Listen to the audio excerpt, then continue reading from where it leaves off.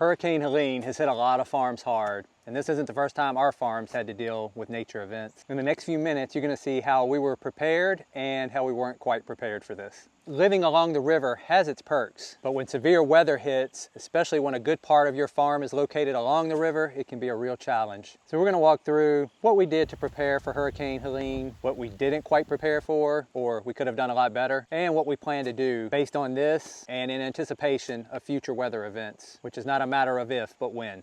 Real quick, we have a newsletter, the Sunday Solopreneur. This comes out every Sunday about 10 a.m. I talk about how to market your products on your farm, how to use social media and websites to grow your farm. I also talk about farming, raising cattle, chickens, pigs. We go through it all, and it's about building your farm business. Sign up now, and you'll also get a free PDF on how to use ChatGPT to write your social media, to write your newsletters, and to help write product descriptions for your products. This is free download for signing up for the newsletter. One newsletter every 1 to 2 weeks, no spam, I promise. Check it out. I think you'll get a lot of value in learning to grow your farm or homestead, and it's free. All right, back to the video. So first, the layout of the property. We're pretty fortunate in that you can see behind me here, that's our house back here, and the river's back way down there in that valley. That's where we were just at. And what that means is that we're not technically in a floodplain. Now this has nothing to do with preparation, obviously, it's just a fortunate thing.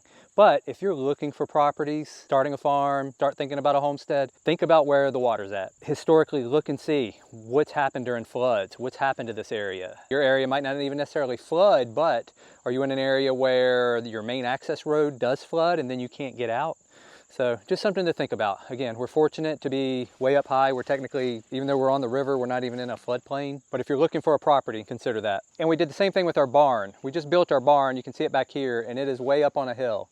Again, the river is 50 acres that way, probably, I don't know, 100-foot drop in elevation. It's a lot. And so think about where you're putting structures. What is that going to mean if there's huge rains, if there's floods, huge snows? It's definitely something you want to prepare for. Not necessarily prepare for, but in your planning of putting a structure, you got to take those factors into account. Another thing to consider is your animals, where you're putting your animals. We do have places here on the farm that if we get a lot of rain, there will be lots of washout, lots of water flowing, and we have to be careful where we move our structure, where for the meat birds, where we move their portable structures, and even for the cattle. You don't want them to be in a position where they're going to get stuck in that stuff. Cows will typically be attracted to it. They're actually probably going to go get in it, but they're going to tear that area up. Just something else to consider is where you're placing your animals. And even if you're going to put them in these areas, just keep an eye on the weather, because it may be something where, okay, something's coming, there's potential for this, we may need to move them to another area. And that's something you just want to be ahead of. For our preparations here, we already had our chickens up on a very high spot, nowhere near the river. So we were good there. And luckily for our broilers, who we do run on the river because they're down in the pastures, they fertilize the pastures that our cattle are in. We've already taken all of our broilers and our turkeys to the processor. So they're done for the year. Had they been where they're at now with this hurricane, we would have likely had to make some changes just due to the way water pulls down there and the potential for flooding that exists. So another interesting thing we have on the farm is we have these swales. These are big ditches that were put here 50, 60 years ago, and they were designed that our property had crops growing on them way before we moved here. It's along the river. They built up the middle pastures and they made these swales that go along the side and along the back so that when the river would flood, it would actually go into these channels and around and essentially turn where all the crops are into an island. That worked great for saving their crops. Doesn't work great for me, the farmer, who in 2020, you can see this picture here, we had a flood and I had cattle on that field. And it essentially turned it into an island and I couldn't get to the cattle. Now, I could get to them if I really needed to. It was about chest high, but there is some turbulence in that flow and it's dangerous. And it's something that I didn't realize at the time. Looking back, I should have gotten those cattle out of there and not left them down there. Luckily, the water receded in about 2 days. The cattle had plenty of grass, they had plenty of water, and they stayed dry. It stayed an island, so they had a perfect area. That said, water up over my fences were ground out, and luckily, the cattle didn't get out. We didn't have any issues with that. It's just to say that on your property, definitely think about where your animals are going to be at, especially when things like Hurricane Helene and these other weather events are coming. They are going to come. We're going to keep getting them, and in my opinion, it's only going to get worse. I do think global warming is real. I do think we're contributing to it in some way, and I think if you're going to plan your farm for the future, you have to plan on these weather events and how you're going to respond to them and how you're going to farm with them. Now that we've talked a little bit about the layout of our property and how it's affected during these weather events, Hopefully it helps you think about yours and how you can future-proof some things or think about some things that may help you prepare in the future. So let's talk about some safety measures that we do when they're calling for these events. One, we have horses. We don't let the girls ride during any high winds, and I know that just goes kind of without saying. Horses can get kind of spicy, and cattle as well. We try not to work cattle when the weather's different. We just find that they get more spicy and we just rather let them do their thing. But we don't let our girls ride. We don't typically get the horses out when they're calling for situations like this. Again, we make sure our animals are put up in areas that we won't have to worry about them. Just drains and driveways. We had some work done last year on our driveways to try to keep water from on the driveway and keep water out of places that we need to drive. And in my opinion, it was money well spent. It's really helped us because we're traveling around in gators and tractors. The farm doesn't stop. These weather events happen, but the animals don't care. They need to be fed, things need to be taken care of. And having good roadways, ways that you can get to the places you need to get to, are definitely something that can be expensive, but at the same time can make a huge game changer in managing your farm when severe weather events present. We had just a lot of riprap put in ditches that were made. We had a couple culverts put in, and again, this gets the water away from where we don't want it and gets it out of the way and leaves us nice accessible roads, at least to the barn and some of the pastures that again help us take better care of our animals. When we built our large mobile range coops for our chickens, we built these things to be heavy, and that was on purpose. That was because of these weather events, winds.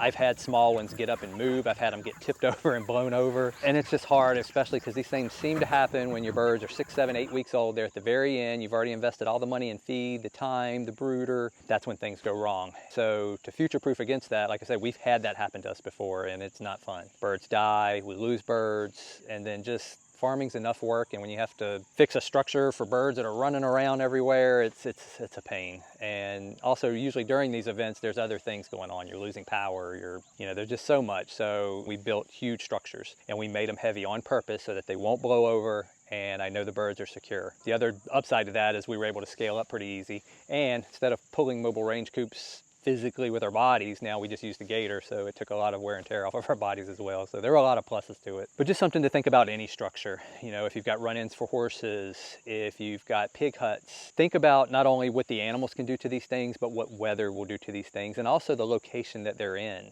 What is that location? Is that going to be a permanent location? Is that a runoff area? These are some things just to consider, hopefully to help you future-proof again if you're thinking about preparing for these events in the future on your farm. Now, there are some areas that we are not prepared in, and some of them I'm even a little ashamed to say because we spent a lot of money in places we probably shouldn't have spent it instead of fixing things that should have been fixed. One is inside our house. We have a root cellar. Our house, we think, is around 150 years old. We know it goes back to about 1875. We're just not sure how far before that. The original part of the house. It has a root cellar. It is a dirt cellar. As glorious as they are, they're amazing, but when you get a lot of rain, it's dirt. Water comes in. We've been forever needing to put a sump pump in there, and we need to address it at some point just because mold grows in there. It's just, right now it's a door we keep shut. I haven't been in there in probably a year. Something we need to address. It can be just a risk for things growing down there. Obviously there's bugs, and we should be using it. It's a root cellar. That's what they used back then to keep things fresh. We have a pantry, but hopefully it's going to be one of my future projects, and I'll share that on YouTube, is when we do that, and things like this make me think I need to do it sooner than later, is getting that set up, at least getting a sump pump in there to keep the water out, and then from there turning it into an actual root cellar. Fail on my part, but something I need to fix, and it's on my radar. Generators, another huge thing every farm should have. We have 2 of them, which is great, but we also have 21 chest freezers now, and it's kind of dicey. I haven't had to use them yet, and I probably need a couple more generators or some bigger generators or something. Those freezers are full right now. We are packed, and it's a little scary, honestly. It's great to have this much product. We're going into winter, and our goal this year was to really stock up on stuff so that hopefully could carry us through the winter until we start producing again in the spring. Other than beef, we're still doing some beef over the winter, but other pigs, turkeys, broilers, even eggs, we'll be getting rid of our egg layers. But there's a risk that comes with that, and right now we're deficient in generators, I would say. I could probably make it work by switching every 4 hours and really staying on top of it if the power went out, but generators are just a simple solution. Put some gas in, pull a cord or electric start, and you've got instant power. Especially if you're running an operation where you've got things in a freezer, you've got thousands and thousands of dollars that could go bad by not having a generator. It's easily worth the investment. So think about on your farm, if things were to go down, what would you need? in terms of power just to keep things running. I'm not talking about your whole house or anything. If you got a whole house generator, great, but keeping your freezers running to keep your meat safe, keeping your lights or any heat sources for if you got animals in a brooder, keeping just inside, you know, your house. Right now, I would probably have to divert my generators to the barn to keep the freezers cold, and we wouldn't be able to use them for the house, for lights, for internet, for TV, for anything. So it's definitely one of those things you want to be prepared before and not wait till it happens to go get that generator, because then everyone's trying to get a generator. This is our riding arena for our horses. I'm not even gonna go into that. The fencing's great, it's good, but it's red clay right now, and yeah, that just needs to be addressed. Again, that's a first world problem, not something that has to be, but it collects a lot of water. So gutters for the barn. Our barn and our pole barn do not have gutters, and this makes a lot of mud where I drive equipment, and that in turn makes a big mess. This is something that could easily be settled with gutters. Again, I think a big part of future-proofing your farm is just water. Thinking about water, how to get, when there's lots of water coming your way, how to get it out of the places you don't want it. And that's specifically around buildings, driveways, and where your animals are. Gutters are a big help with that. And again, it's something we skimped on when we did the barn. And I don't want to say skimped, I'd actually had plans just to do it myself, and you make those plans and it's one of those things that just ends up on a to-do list and doesn't get done. I'm sure you can relate if you're running a farm. Gutters, simple solution, moves a lot of water away from places it doesn't need to be. And I think for the price of putting them up and the money they're gonna save you in not tearing up your driveway, not setting up against the foundation of your buildings, well worth it. Covering equipment. I do not have enough storage for my equipment, and that's one thing about a farm. You collect a lot of this stuff. We started haying this year, and I need to get this stuff under cover. I've got some room in a pole barn, but it's full of wood, and I'm trying to keep the wood dry, so it's kind of a catch-22. You know, just not enough, there's never enough room. But the equipment's expensive, and it should be taken care of. I should be taking better care of it. If I don't take care of it, it's not going to take care of me. You can see this video up here where my hay baler already broke. That was where a bolt broke, but still, I'm not doing it any favors by leaving it out here in the rain. If you can, try to keep your equipment covered, even if it means putting a tarp. That's something I should do. That's a simple solution that would work, and it'll last you a lot longer and it'll do you a lot better. Hay storage is one I would love to have. Now, I know a lot of people don't have. We put our hay, right now it's up against the fence line, and I try to butt them up together tight, but hay storage will really go a long way. We've noticed that when we feed hay that sits there for a while, there's an outer layer that just gets wasted. And when you think of 300-400 bales that happens to, that is a lot of hay and a lot of money. That could all be solved by storage. And that's just 1 year. You imagine if you use this storage over 10 years, how much hay you're actually saving, how much hay you don't have to buy or make. It would probably pay for whatever storage you're covering it with 10 times over. Hay storage is something that's high on our radar that we want to get. Again, it helps to be prepared. I don't know if it's so much of a preparedness thing, but the more rain you get, that doesn't help the hay. The more it sits outside in the elements, and especially when you get these big events, it's really just setting and mushy outside, you know? And hay storage will go a long way to making that last a lot longer and saving you a lot of money. So that's some of the things we did right, some of the things that we did wrong. Thoughts out to everybody that's dealing with flooding, that's really getting hit hard by this. I know Asheville, North Carolina is underwater right now, and I just can't imagine what they're going through.